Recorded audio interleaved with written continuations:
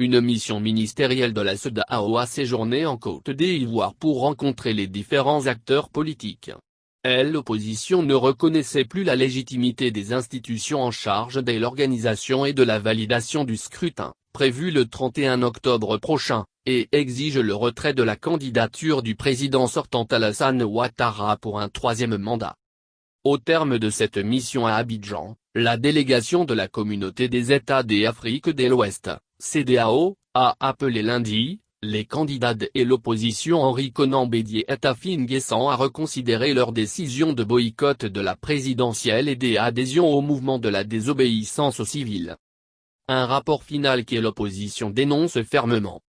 Dans un communiqué dont nous avons reçu copie ce mardi, les candidats Henri Konan Bédié et Pascal Tafi N'Guessan constatent avec stupeur que les termes du communiqué de la mission ne rendent compte ni de l'esprit ni du fond de leurs échanges et font totalement abstraction de la réalité politique et juridique à l'origine de l'impasse que traverse la Côte d'Ivoire. Et de souligner nommer les problèmes constituent pourtant le préalable indispensable à leur résolution.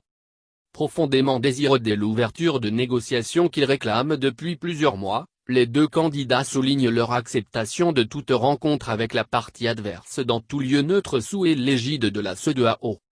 À cet effet, ils attendent le début du dialogue sous l'égide du médiateur de la CEDEAO, dont ils espèrent neutralité et bonne foi dans la conduite de sa mission.